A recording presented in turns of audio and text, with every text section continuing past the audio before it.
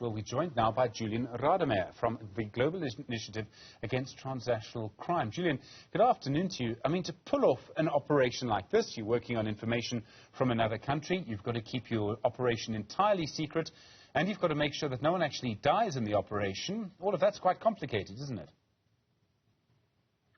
Yeah, absolutely, Stephen. Particularly in dealing with an organized crime group like this, the Abajil family are regarded as one of the most dangerous, most violent organized crime groups in Israel. Been very active for many years, running an organized crime network that spans the globe from Mexico to Los Angeles, to Belgium, to Netherlands and Morocco. I think that, what was very key here was the intelligence that came from Israeli police, which was conveyed by Interpol to their South African counterparts in the South African National Central Bureau of Interpol. And that process then setting in motion these events, which brought in the task team, police crime intelligence and others to carry out this operation in the early hours this morning. And heavily armed suspects. Some of the weaponry are semi-automatic weapons, some of them fitted with sound suppressors or silencers, they're commonly known. So clearly, something major was afoot there. I mean, this is a criminal gang with links to international drug traffickers, to Mexican cartels. So very dangerous potentially. So why would they be operating here? As you say, links to what's happening in Mexico, to the American drugs trade, which is huge in terms of volume and in terms of money. Why would they be here? Would they just be running drugs here, or would they consider South Africa a good place to hide out? I think it could be a combination of the two. Certainly there's significant drug trade through South Africa. If we look at heroin, cocaine, methamphetamine, much of the heroin and methamphetamine coming from Afghanistan. But also South Africa has for a very long time been a base for Israeli crime groups. Last year marked 19 years exactly to the day that Johannesburg socialite Hazel Crane was gunned down. She was a very close friend of Winnie Madikizela Mandela. And her ex-husband at the time had been involved with an Israeli crime group, had run that group's operations in South Africa, had a falling out with one of his partners, was beaten to death with a baseball bat. His decomposing body was later discovered, ironically, near where the Vlakplaas Police Death Squad had been based in Erasmus near Pretoria. And Hazel Crane herself was then going to testify against Leo Saat, who was involved in that murder. She was gunned down. Two other witnesses were killed. So there's a very long history of Israeli organized crime involvement in South Africa going back to the 1990s, when you had groups like the Ramat Ahmadiyar gang who established themselves in Norwood. Many of them were brought here by diamonds. In the Hazel Crane case, her ex-husband was a diamond dealer, gold and drugs. Those were the key elements.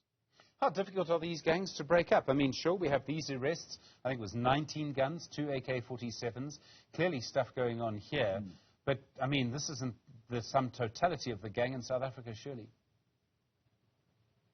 Well, this goes back, a very long way, and I think it shows that the Israeli police have been trying to take this down. There have been a number of arrests over the years of people linked.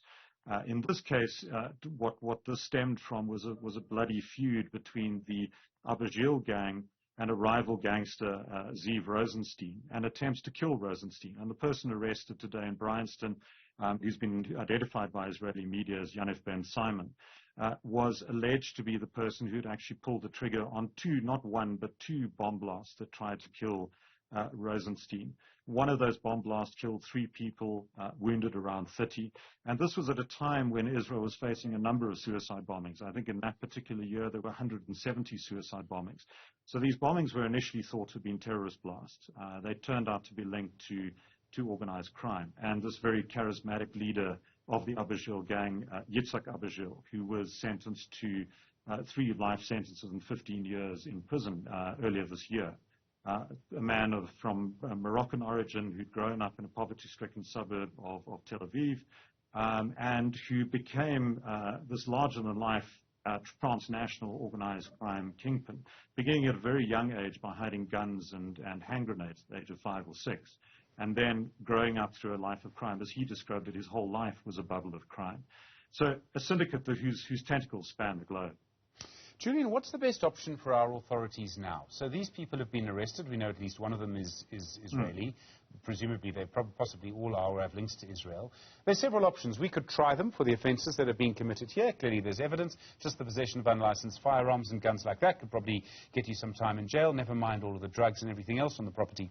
Or maybe, just on those offences, it might be an option to deport them to Israel, which asks for the red notice, and Israel may well, through Interpol, kind of demand these people anyway.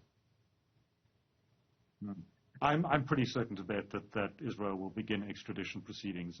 Certainly so far, 2 people linked to these bomb blasts have been extradited to Israel, one from Argentina, the other from Morocco.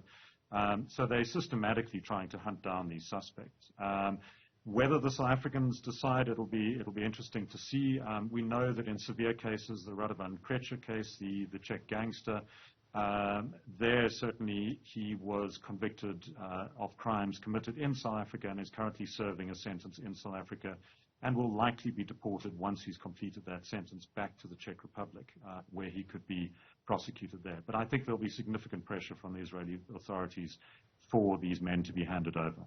Julian Rademeyer, thank you, from the Global Initiative Against Transnational Crime. It's an amazing, fascinating and very important story.